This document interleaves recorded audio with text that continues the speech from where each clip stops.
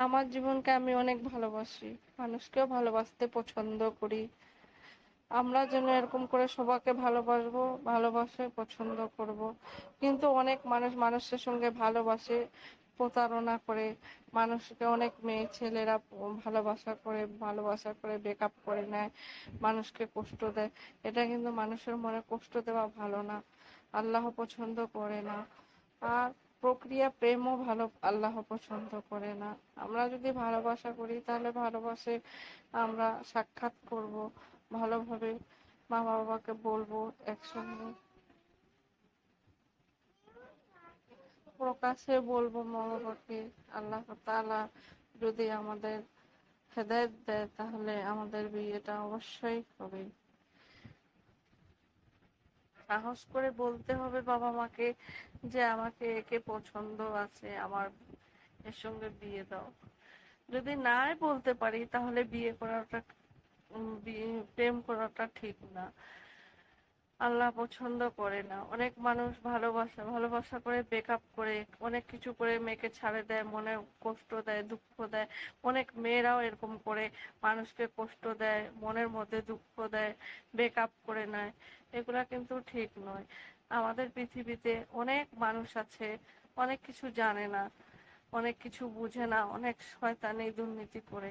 এগুলা দুর্নীতি থেকে দূর হলে আল্লাহ তাআলাকে বিশ্বাস করতে হবে, 5 ওয়াক্ত নামাজ পড়তে হবে, নিজেকে ভালোবাসতে হবে, অথবা অথবা মানুষকেও বেশি বেশি করে ভালোবাসতে হবে।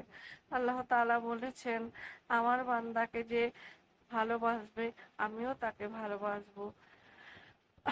অনেক মেয়ে মানুষ অনেক অসহায়, অনেক মন দিয়ে বসে কাউকে পছন্দ করলো, সেও বলল হ্যাঁ আমিও পছন্দ করেছি তোমাকে, কিন্তু না পছন্দ করে প্রতারণা করে একটা মন ভাঙা মানে একটা মসজিদ ভাঙা।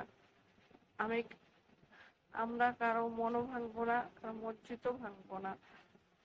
আমরা যদি মন দিয়ে ভালোবাসি, আল্লাহ তাআলা বিশ্বাস করি এই কাজ আমার হবে, আমি যাকে পছন্দ করি তার সঙ্গে আমার মিলন হবে, তাহলে অবশ্যই আল্লাহ তাআলা হেদায়েত দিবেন হবে।